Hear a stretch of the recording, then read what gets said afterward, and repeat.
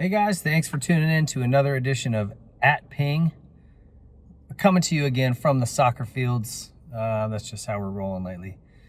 So some interesting questions and all videos this week, which is cool. I appreciate that. I like it.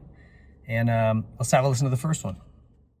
My question's about Loretta Lynn's and amateur racing. Obviously, we just had that happen a couple weeks ago. And really my question is why can't we, or what about it, why don't we have time qualifying?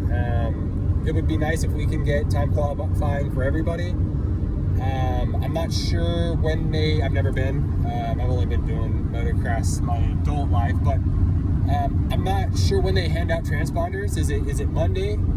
Or do they wait until Tuesday morning for race day to hand out transponders? Not quite sure, but nonetheless, I just feel like they should just hand them out Monday morning prior to the first practice. Put it on, everybody put it on, and then run time qualifying for Monday's practice. And then obviously those time qualifying results will lead to your gate picks for the first moto starting Tuesday or Wednesday or just whenever your first moto in that, whatever that class is.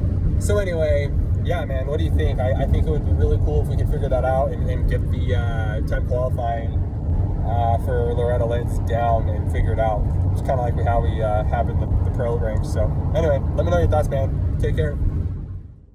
All right, so great question, and this is something that's come up a lot over the years. And I've kind of poked around and asked about why it is done the way it's done. Because when you think about it, you know, this is the premier amateur motocross race in the US.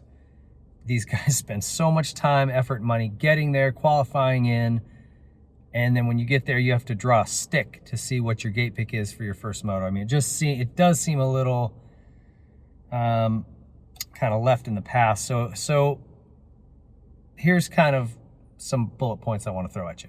Starting with, don't record videos while you're driving. Terrible idea. So I just want to throw that out there for liability purposes. I think the biggest issue at Loretta's is time. They are packed from the moment they get started till the very end of the week. They just don't have a lot of spare time. I've always asked, hey, why don't you run this class? Or why don't we have this, you know, a class for this or that? And they just don't have any more time. You know, they're running sun up to sundown, full throttle all day long. It's a packed schedule. I will say that it seems kind of like, it isn't just motocross, but this definitely happens in motocross where we will hold on to tradition at all cost, right? There's a saying in the fire service we kind of make fun of ourselves where it says, you know, we have decades of tradition unimpeded by progress. So that's the way we've always done it. We've always drawn a stick, you know, it's the fairest way. Well, we have transponders now. Like, why are we not making some type of better system to give these guys a fair shake when they go to the line for their race?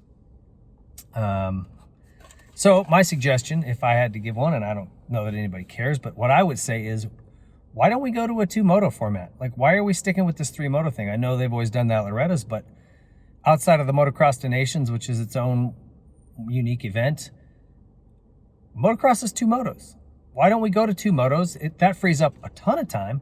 You can add some more classes. We have time after the Monday practice session now to run, even if it's a brief 10-minute qualifying practice, and you get your qualifying time, and that qualifies you for the first moto.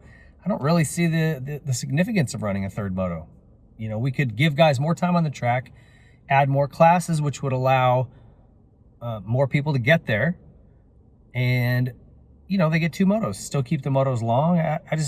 To me, that would be something that we should definitely look at. So that's my opinion. I don't know why they do it the way they do it. They have transponders, they have them on Monday, but Mondays, you know, some people say, why don't they just do it on the Monday practice? It's a zoo. It's a million people out there. I think you'd have guys pushing too hard, too fast. You'd end up with people crashing and getting hurt. So I don't love that idea, but you go to 2 motos, you could have that practice to just get your, you know, work the bugs out and come back for a second practice where it's actually qualifying times. So there's my suggestion there. I appreciate the question. Thanks for sending that in. Let's have a listen to the next one. Hey Pingree, Jeff McCuskey, Minnesota, coming to you from Cubicleville. Just got back from the Spring Creek race, and question for you about Cooper Webb and Chase Sexton. Cooper Webb obviously had a big crash after the two of them touched off of the finish line jump, And of course, it occurred because they both had scrubbed in a way that sent their rear tires towards the other rider. And I'm wondering if there's any unwritten etiquette around that sort of thing. It seems like if they had sent their tires the opposite direction, then maybe it wouldn't have happened. I don't know if that's like a way to make a statement, showing them the drain plug, that kind of thing, or if they just have a preference, they're better at scrubbing one way or the other. Anyway, your infinite insight would be really useful. Thanks. Okay, Jeff's asking about the incident between Webb and Sexton at Millville, and is there etiquette in terms of scrubbing? And really, there's not. Some guys will scrub in another guy's face, like, kind of as a burn or whatever, if they think they have room. I don't think this incident just happened based on where they were on the track. So most of the time, I will say this, it's very rider and track specific. Some riders can scrub both ways just as easily. Others feel much more comfortable going one way over the other, so they'll tend to scrub one way instead of both ways. But typically, the biggest issue is where is the track flow. So if you look at that turn in Millville, it's a right-hander, and you had Sexton kind of coming up the inside. So he's drifting up the face of that jump right to left. So it obviously makes sense for him to scrub turning down to the right to try to scrub and stay low that way. Where Cooper had gone around the outside, so he's coming at the jump straight, and if he scrubs right, it actually turns his handlebar into Sexton, which is no bueno. I mean, that's not any better. So he's thinking he'll scrub away, and it just, I'm shocked it hasn't happened sooner. I've been terrified of this happening, and thank God Coop got out of that without any kind of big injury. But it's just going to depend on where they are in the track, because as you're coming from left to right, you're going to want to scrub, turning down to the left, and vice versa, like what Sexton did. So it's just sort of the flow of the track and where the lines are going. That's the biggest factor in it. It isn't like there is no etiquette. Like, hey, if we're close, we both scrub this way or that way. I mean, there just isn't. This is a pretty new phenomenon since Stewart came on the scene, and maybe there's been a couple of these incidences, but it's stunning that there hasn't been more. So anyway, I don't think there was anything you could do to prevent that other than those guys they need to be aware of it, and maybe don't scrub so hard. Maybe say, hey, I'm going to check up here and try to find another place to pass. I don't know, that's my only suggestion there. Thank you for the question, Jeff. I appreciate it. And we got a last one from Brad. Let's have a listen. Hey, Ping. Woody here, calling in from Warhope, Australia.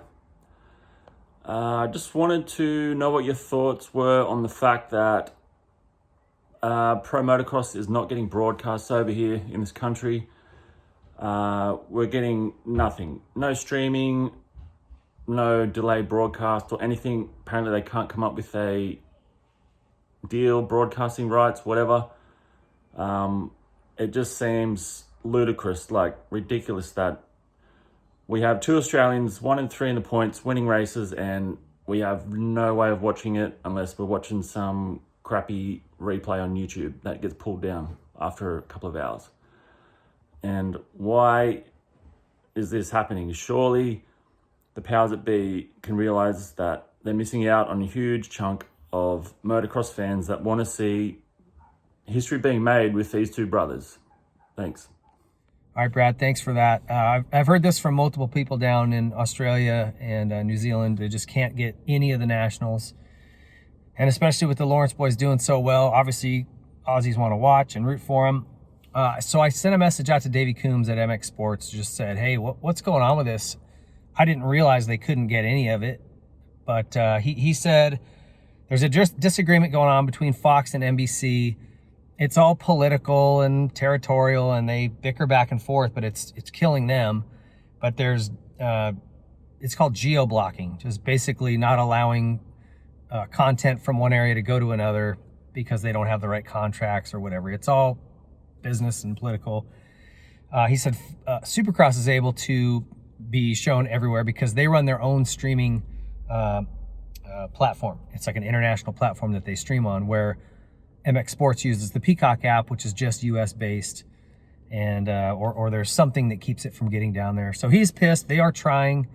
Davey was very, very frustrated. You could just tell in the text back about it, and it's something they're working on, they're trying. It's obviously he wants to get this to everybody, but you know, motocross is tough. It isn't an easy little block. You know, you're talking about several hours of content to get a carrier to just say, oh yeah, we'll commit to all that time, then come out and you know, put all that effort into filming it. It's much more difficult than Supercross to record, produce, and distribute, find a place for it, because it is such a so much of a longer package. So hope that at least gives you some answer. They're trying their best. We'll see what happens down the road, but they're working on it.